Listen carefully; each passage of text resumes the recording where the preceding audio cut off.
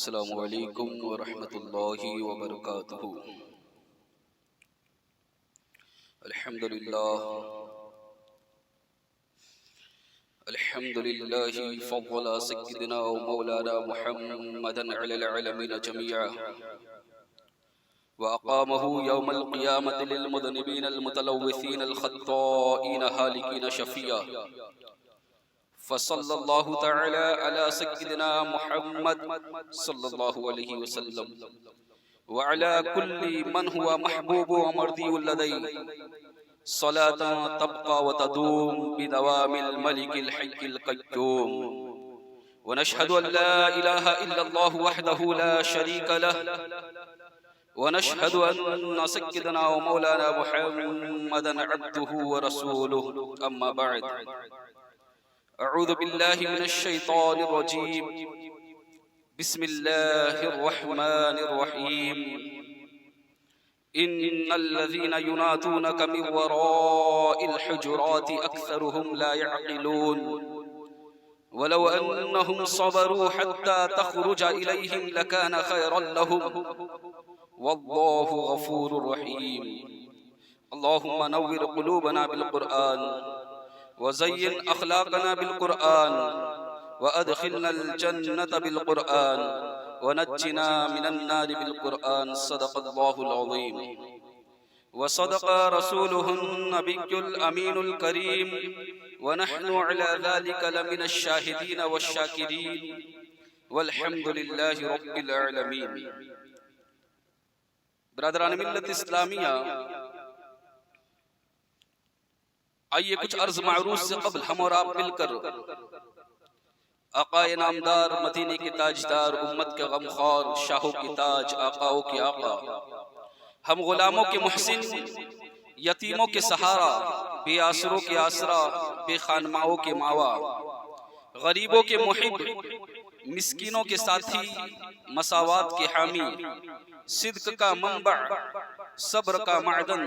خاکساری کا نمونہ، اولین انسان، محبوب ذیشان، صبح کائنات کے شمس الضحیٰ، شام کائنات کے بدر الدجا،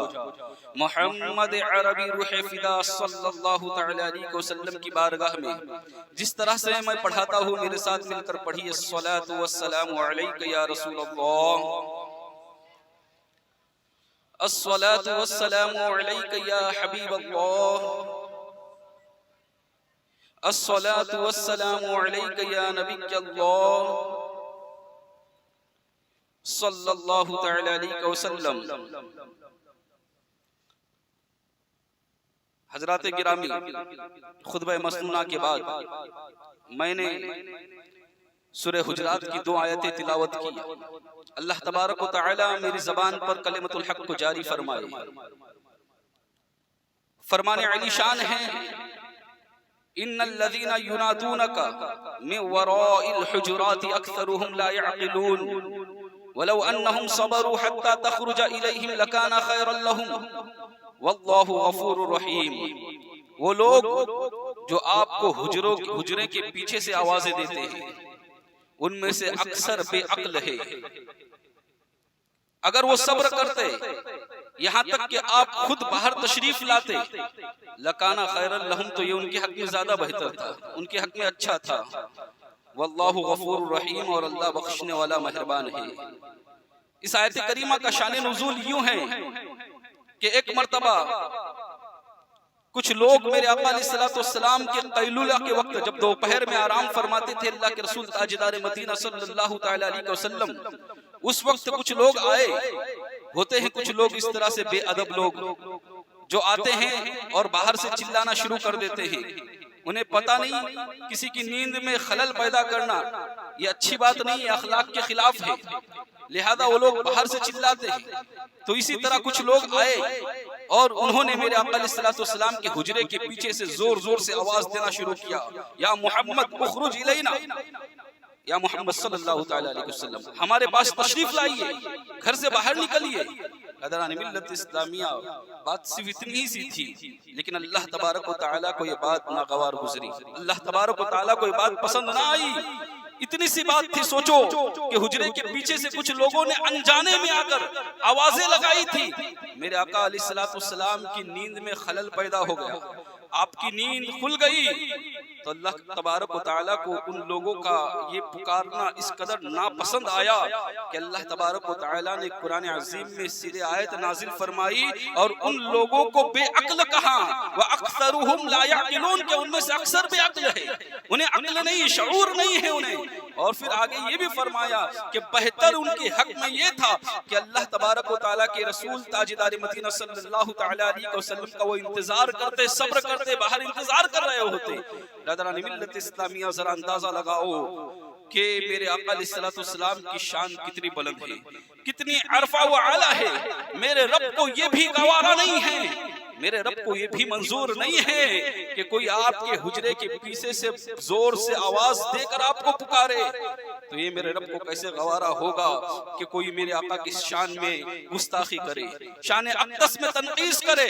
شان اقدس کو گھٹانے کی کوشش کرے، یہ رب کو کیسے منظور ہوگا؟ برادران ملت اسلامیہ، ساتھ ہی معاملہ یہ ہے کہ امتحان ہمارا بھی ہے، ہمیں ثابت بھی کرنا ہے کہ ہم اللہ کے رسول صلی اللہ علیہ وسلم سے کتنی محبت کرتے ہیں۔ آج حال یہ ہے کہ جہاں دیکھو وہاں میرے آقا کی شان میں گستاخیاں بکی جا رہی ہے، تنقیص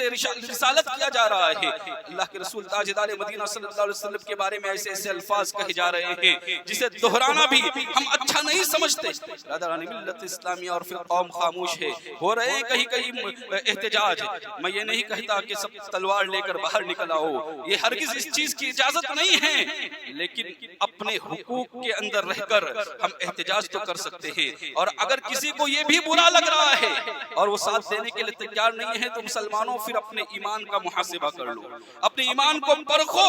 کہ ایمان میں کتنی کمی آ گئی ہے، کیونکہ ہم اس وقت تک مومن ہو ہی نہیں سکتے۔ لا یؤمن احدکم حتی اکون احب الیہ من والدہ وولدہ والناس اجمعین، سرکار ابدکرا صلی اللہ علیہ وسلم نے فرمایا کہ تم اس وقت تک مومن ہو ہی نہیں سکتے جب تک کہ تمہارے ماں باپ، تمہارے اولاد اور لوگوں میں سب سے زیادہ مجھ سے محبت نہ کرنے لگ جاؤ۔ تو اللہ کے رسول تاجدار مدینہ صلی اللہ علیہ وسلم کی محبت جو ہے یہ سب سے زیادہ ہمارے دل میں ہونی چاہیے۔ آج وہ کمی کتنی آ گئی ہے، ذرا اندازہ لگاؤ۔ آج اگر ہمارے باپ کو کوئی گالی دے دے تو ہم جھگڑا کرنے کے لیے اٹھ جائیں گے، لیکن رسول پاک کے بارے میں ایسا کہا گیا تو ہم خاموش نظر آ رہے ہیں، ہم زبان سے کچھ کہہ بھی نہیں رہے ہیں، اور کچھ لوگ کہتے ہیں تو ان کو برا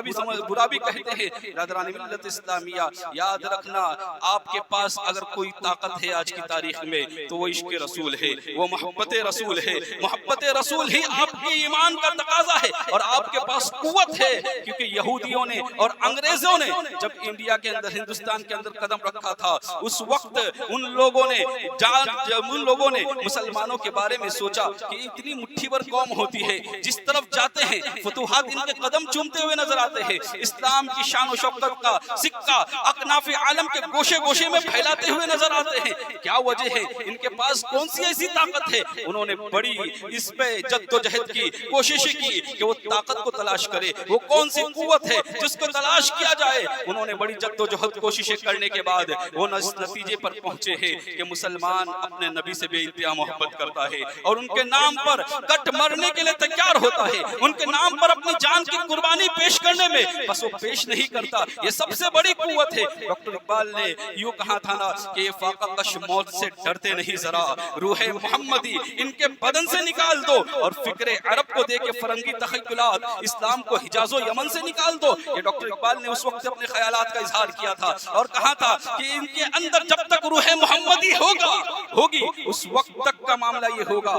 کہ یہ لوگ کبھی بھی جان دینے سے باز نہیں آئے گے۔ یہ لوگ جتنی زندگی کو محبت کرتے ہیں، یہ لوگ موت سے اتنی محبت کرتے ہیں کیونکہ انہیں معلوم ہے کہ ہمیں قبر میں جانے کے بعد میرے آقا کا دیدار ہوگا، جس کے لیے زندگی بھر ہم ترستے رہے ہیں۔ وہ قبر میں جاتے ہی سرکار کی زیارت ہونے والی ہے، تو ہمیں موت سے گھبرانا نہیں ہے، موت سے ڈرنا نہیں ہے۔ برادران ملت اسلامیہ، تو وہ لوگ جان گئے تھے کہ یہ ایسی طاقت ان کے پاس ہے، ان کے پاس ایسی قوت ہے جو ایمان کی شکل میں ہے۔ وہ وہ محبت رسول ہے، ان سے محبت رسول چھین لو، یہ بے خود ہو جائے گے، یہ لوگ جو بے بس ہو جائے گے، ان لوگوں کا پھر کچھ نہیں چل پائے گا۔ اور آج حال وہی ہوا ہے، لیکن پھر بھی آج بھی وہ تقاضا باقی ہے۔ آج ذرا اندازہ تو لگاؤ کہ جب ہمارے اوپر ظلم کیا جا رہا ہے، فیس بک اٹھا کر دیکھو اور سوشل میڈیا کے ذرائع دیکھو اٹھا کر، آپ کو پتہ چلے گا کہ حال یہ ہے کہ ہر روز اسلام کے خلاف اتنی آوازیں اٹھائی جا رہی ہے،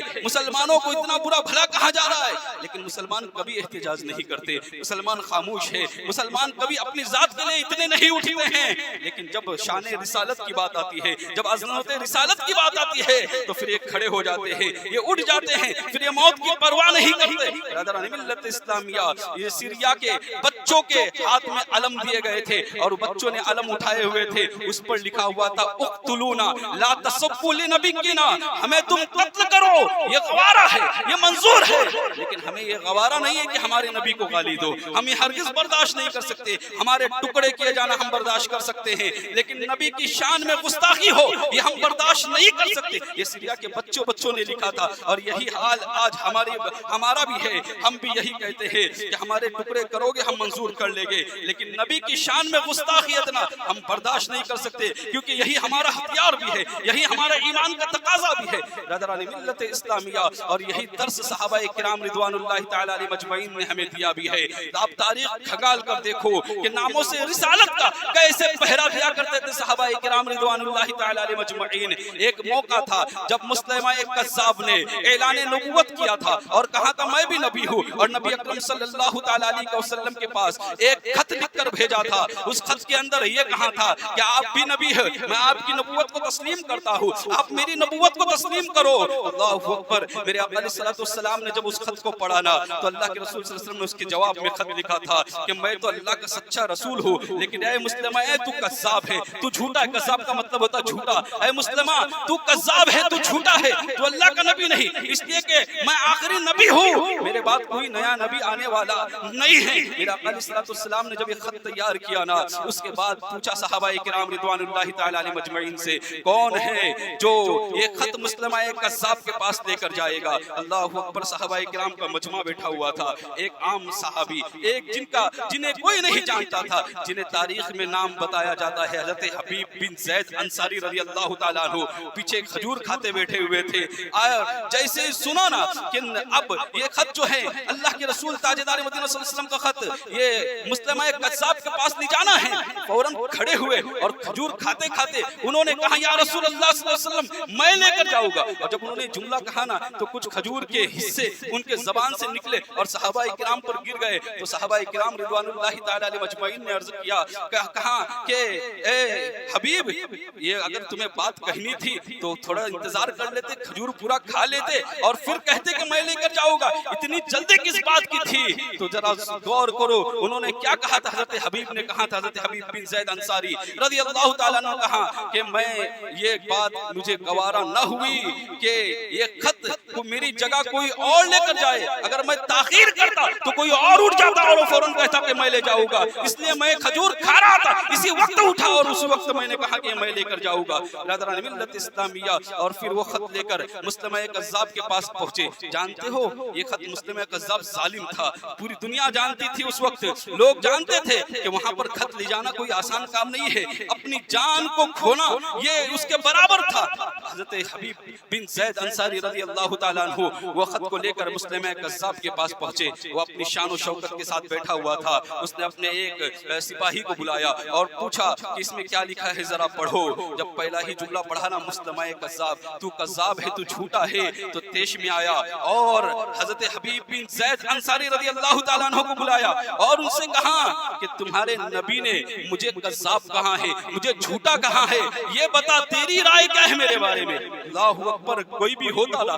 ایمان متزلزل ہو جاتا، لیکن دیکھو کیسا ناموس رسالت کی حفاظت کے لیے ان کا ایمان کتنا مضبوط تھا۔ کہا کہ تو نبی کی رائے جاننے کے بعد مجھ سے رائے پوچھتا ہے، میری رائے معلومات کرنا چاہتا ہے، یہ ہرگز نہیں ہو سکتا۔ نبی کی رائے کے مخالف میری رائے کبھی نہیں ہو سکتی۔ جو نبی نے کہا ہے، اس لیے کہ نبی جو کہتے ہیں وہ خود نہیں کہتے، وَمَا يَنْطِقُ عَنِ الْهَوَىٰ إِنْ هُوَ إِلَّا وَحْيٌ يُوحَىٰ۔ نبی جو کہتے ہیں وہ وحی الہی ہوا کرتی ہے، وہ اللہ کی بات ہوا کرتی ہے، لہذا جو بھی نبی نے کہا ہے وہ سچ ہے، تو کذاب ہے۔ مسلمہ کذاب دیش میں آیا اور اس نے تلوار نکال کر اس قدر، کیونکہ ہاتھ اٹھا کر بات کر رہے تھے آپ، اس قدر زور سے آپ کے ہاتھ پر تلوار ماری کہ ہاتھ تن سے جدا ہو گیا۔ پھر پوچھا اب بتا تیری رائے بدلی یا نہیں، کہ تیری رائے کے اندر کچھ تبدیلی آئی یا نہیں، چینجنگ آئی یا نہیں۔ تو اس وقت بھی حضرت حبیب بن زید انصاری نے کہا تھا کہ میری جان بھی لے لو، میرے جسم کے ٹکڑے ٹکڑے کر دو، لیکن میری رائے بدل نہیں سکتی، اس لیے کہ نبی آخر زمانے جو کہا ہے وہ سچ ہے،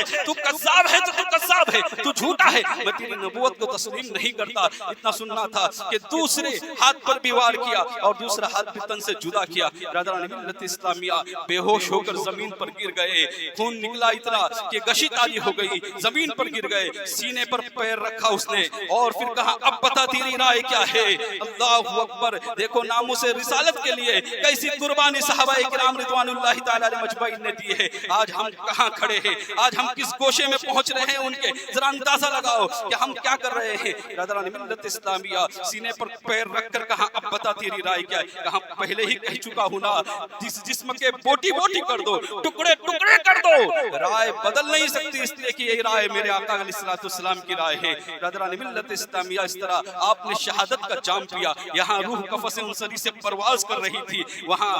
مسجد نبوی میں بیٹھ کر میرے آقا علیہ الصلوۃ والسلام کی آنکھیں برس رہی تھی، داڑھی مبارک تر ہو گئی، اور میرے آقا علیہ الصلوۃ والسلام نے فرمایا، صحابہ نے پوچھا یا رسول اللہ صلی اللہ علیہ وسلم رونے کی وجہ اس وقت کیا ہے، کہا میرے حبیب کو شہید کر دیا گیا ہے۔ برادران ملت اسلامیہ یہاں سے میرے آقا علیہ الصلوۃ والسلام کا علم غیب بھی ثابت ہوتا ہے۔ بہرحال عرض یہ کرنا چاہتا ہوں کہ صحابہ کرام رضوان اللہ تعالی علیہ مجمعین کی زندگی دیکھو، انہوں نے اپنے آقا کے ناموس کے لیے اپنا سب کچھ قربان کر دیا تھا، اپنا سب کچھ لٹا دیا تھا۔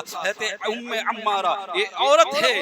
حال یہ ہے کہ غزوہ احد کے دن کا معاملہ، غزوہ احد میں مسلمانوں کو شکست ہوئی تھی، اور جانتے ہو شکست کی ہوئی تھی صرف ایک نبی کی ایک بات نہ ماننے کی بنیاد پر۔ تاریخ پڑھو آپ کو پتا چلے گا، ساری باتیں مان لی تھی جنگ کے دوران، صرف ایک بات نہیں مانی تھی۔ اللہ نے فتح دی تھی، فتح ہو گئی، جیت گئے مسلمان، لیکن پھر اس ایک بات نہ ماننے کی بنیاد پر، ایک بات پر عمل نہ کرنے کی بنیاد پر حال یہ ہوا کہ خالد بن ولید نے پیچھے سے اس وقت ایمان نہیں لائے تھے، لشکر پر حملہ کیا اور پھر مسلمانوں کو شکست ہوئی، مسلمان یہاں وہاں بھاگ گئے۔ میرے آقا علیہ الصلوۃ والسلام کے بارے میں بھی یہ خبر پھیلائی گئی کہ آپ کو شہادت سے سرفراز کیا گیا۔ اب حال یہ تھا کہ میرے آقا علیہ الصلوۃ والسلام فرماتے ہیں کہ دشمن مجھ پر ٹوٹ پڑ رہے تھے، ہر طرف سے دشمن آ رہے تھے، میں نے دیکھا ام عمارہ یہ جنگ کی نیت سے نہیں گئی تھی، ان کا حال یہ تھا کہ زخموں کی مرہم پٹی،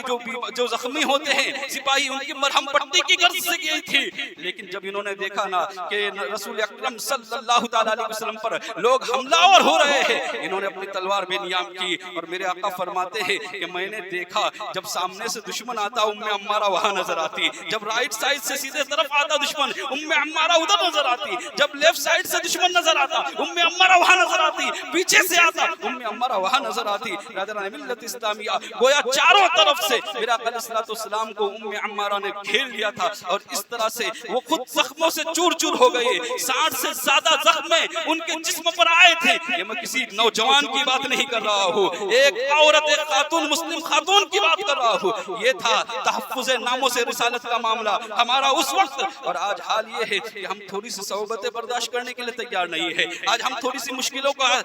برداشت کرنے کے لیے تیار نہیں ہے۔ برادران ملت اسلامیہ اتنے زخم کھانے کے باوجود بھی میرے آقا علیہ الصلوۃ والسلام کی حفاظت کی تھی۔ مسلمانوں کامیابی چاہتے ہو، کامیابی سے ہمکنار ہونا چاہتے ہو تو وہی طریقہ کار اپنانا ہوگا کہ سب کچھ ہم برداشت کر لیں گے، سب کچھ ہم سہ لیں گے، لیکن نبی کی ذات پر اگر حرف اٹھے گا ہم اسے نہیں برداشت کر سکتے، ہم اسے نہیں سہ سکتے۔ مسلمانوں اٹھو اور علم بھی حاصل کرو۔ آپ جواب کب دو گے آپ کو پتہ ہی نہیں رہے گا کہ حضرت عائشہ صدیقہ رضی اللہ تعالی عنہا سے میرے آقا علیہ الصلوۃ والسلام نے 9 سال کی عمر میں شادی کیوں کی، آپ کو پتہ ہی نہیں رہے گا، تو آپ اس کا جواب کب دو گے؟ اس لیے علم دین حاصل کرو، علماء سے قریب رہو، آ کر پوچھو علماء سے، معلومات نکالو، اور یاد رکھنا یہ اگر اعتراض کرتے ہیں نا لوگ، تو ہماری زبان کو اللہ نے بند کر دیا ہے ولا تسبوا الذین يدعون من دون اللہ فیسبوا اللہ عدوا بغیر علم. قرآن فرماتا ہے کہ تم دوسرے کے معبودوں کو گالی نہ دو اس لیے کہ وہ تمہارے بھی معبودوں کو گالیاں دیں گے. برادران ملت اسلامیہ ہماری زبان بند ہے ورنہ یہ سارے اعتراضات ہمارے پاس بھی ہے, ہم بھی یہ سارے اعتراضات کر سکتے, لیکن ہمیں اسلام یہ سکھاتا ہے کہ تم جب اپنے معبود کا احترام کرتے ہو تو دوسرے کے معبود کو برا بھلا مت کہو. اگر تم نے یہ کام کیا برادران ملت اسلامیہ تو کہیں ایسا نہ ہو کہ کوئی کھڑے ہو کر پھر تمہارے بھی معبود کے بارے میں برا بھلا کہے گا اور پھر جو معاملات جو چل رہے ہیں, جو ایک بھائی چارگی کا ماحول ہے, یہ سارا کے سارا ختم ہو جائے گا. برادران ملت اسلامیہ تو عرض یہ کر رہا تھا کہ علم حاصل کرو, جانو کہ کیا معاملہ تھا, کیوں اس عمر میں شادی کی گئی تھی, یہ کب جانو گے, آج نہیں تو کب. آپ کے پاس کیا جواب ہے؟ اگر میں اتنے بھرے مجمع کے اندر اگر اٹھا کر کہہ دوں نا تو مشکل سے کچھ لوگ ہوں گے جن کے پاس اس کا جواب موجود ہوگا کہ کیوں, وجہ کیا تھی, پھر انشاءاللہ کبھی اس کو بتاؤں گا. آج یہ بتانا ہے کہ رسول اکرم صلی اللہ تعالیٰ علیہ وسلم کی جب بھی اگر شان رسالت کو گھٹانے کی کوشش کی جائے گی, مسلمانوں آپ کو کھڑا ہونا ہے. آپ کو اللہ نے دولت دی ہے تو دولت کے ذریعے کھڑا ہونا ہے, طاقت دی ہے طاقت کے ذریعے کھڑا ہونا ہے, جس طرح سے بھی ہو سکے آپ کو کھڑا ہونا ہے جب بھی آواز دے. اور ایک بات اور یاد رکھو کہ یہ سوشل میڈیا کا زمانہ ہے, اس پر نا پروپیگنڈا بہت زیادہ کیا جاتا ہے. آج بند کا اعلان کیا گیا تھا, کس نے کیا؟ نہ کسی تنظیم کا ذکر ہے اس بند کے آگے,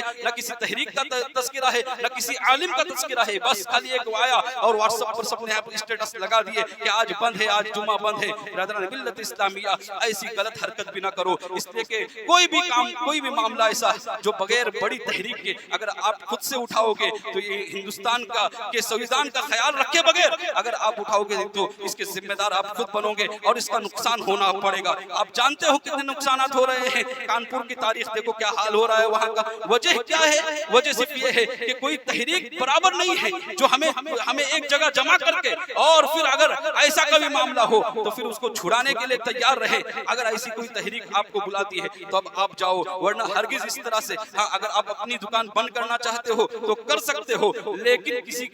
کسی دوسروں کی کسی غیر مسلم کی دکان زبردستی آپ بند نہیں کرا سکتے. اس لیے کہ یہ آپ کے اوپر جو ہے پھر معاملہ یہ ہوگا کہ قانون کو اپنے ہاتھ میں آپ لوگے. ہرگز اس طرح کے اشتہارات پھیلائے نہ جائے جب تک کہ کسی تنظیم یا تحریک کے جو معتبر تحریک اور تنظیم ہے اس کا آرڈر نہ آ جائے. بہرحال عرض یہ کر رہا تھا کہ جب تک ہم اللہ کے رسول تاجدار مدینہ صلی اللہ علیہ وسلم کی ناموس کی حفاظت کے لیے اپنا سب کچھ قربان کرنے کے لیے تیار ہوتے تھے, اس وقت تک فتح و کامرانی ہمارے قدم چومتی تھی. آپ کو آخری بات بتا کر آپ سے رخصت ہوگا. حضرت خبیب بن عدی رضی اللہ تعالیٰ عنہ, جانتے ہو یہ صحابی رسول ہے جنہوں نے اسلام کے لیے شہادت کا جام پیا ہے. ان کا حال یہ تھا کہ کچھ لوگ میرے آقا علیہ الصلوۃ والسلام کی بارگاہ میں حاضر ہوئے اور کہا کہ ہمارے قبیلے والے نئے مسلمان ہوئے ہیں, ان کو تبلیغ کی خاطر آپ کچھ صحابہ کو بھیج دو. میرے آقا علیہ الصلوۃ والسلام نے 10 صحابہ کو بھیجا, لیکن ان لوگوں نے راستے میں ان کے ساتھ دغا کیا, غداری کی. 100 لوگوں نے بیک وقت حملہ کیا, اس میں سے 7 کو شہید کر دیا, 8 کو شہید کر دیا. حضرت زید بن دسنہ اور حضرت خبیب بن عدی رضی اللہ تعالیٰ عنہ, یہ دونوں کو گرفتار کر کے پھر مکہ میں بھیج دیا گیا. ان لوگوں نے جو جنگ بدر میں شہید ہوئے تھے انہوں نے ان کو قتل کرنے کے لیے خریدا. اور جانتے ہو جب حضرت خبیب بن عدی رضی اللہ تعالیٰ عنہ کو سولی پر چڑھایا جانے لگا تھا, اس سے پہلے ان سے پوچھا گیا تھا آخری خواہش کیا ہے, تو انہوں نے کہا تھا 2 رکعت نماز ادا کرنی ہے. جو آج جو کہتے ہیں نا 2 رکعت نماز ادا کرنی ہے, اس کی شروعات حضرت خبیب بن عدی سے ہی ہوئی تھی. انہوں نے سب سے پہلے 2 رکعت نماز مانگی تھی اور پھر 2 رکعت نماز جلدی میں پڑھی, اور نماز پڑھنے کے بعد پھر کہا تھا کہ سنو, تم یہ سمجھتے ہو کہ میں نے جلدی میں نماز اس لیے نہیں پڑھا کیونکہ تم کہیں یہ نہ سوچ لو کہ میں نماز میں تاخیر کرتا تو تمہارے ذہن میں بات آتی کہ شاید اپنی جان بچانے میں تاخیر کر رہے ہیں. ہم تو وہ ہیں جو ہر وقت نبی اکرم صلی اللہ علیہ وسلم کے نام پر اپنی جان کو قربان کرنے کے لیے تیار رہتے ہیں. اور جب سولی پر چڑھایا جانے لگا, ابو سفیان اس وقت ایمان نہیں لائے تھے. انہوں نے پوچھا اے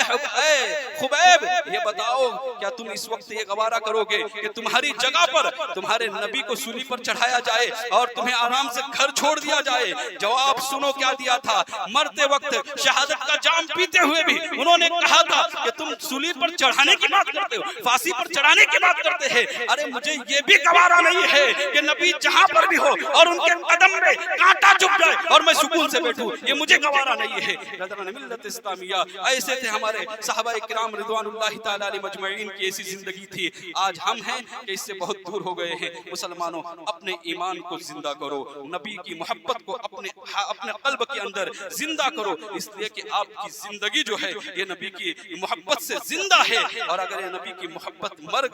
مٹ گئی تو پھر آپ بھی مٹ جاؤ گے، نہ سمجھو گے تو مٹ جاؤ گے۔ اے ہندی مسلمانوں، تمہاری داستان تک نہ ہوگی داستانوں میں، اور اعلیٰ حضرت فاضل بریلوی نے تو کہا تھا نا کہ کروں تیرے نام پر جاں فدا، نہ بس ایک جاں دو جہاں فدا، دو جہاں سے بھی نہیں جی بھرا، کروں کیا کروڑوں جہاں نہیں۔ یہ عقیدہ رکھنا چاہیے کہ اگر کروڑوں جہاں بھی جان بھی ہوتے تو پھر اللہ کے رسول صلی اللہ علیہ وسلم کے نام پر ہم قربان کرتے۔ اللہ تعالیٰ سے دعا ہے کہ ہمیں اہل سنت سے زیادہ عمل کرنے کی توفیق عطا فرمائے۔ وما علینا الا البلاغ۔ السلام علیکم ورحمۃ اللہ وبرکاتہ۔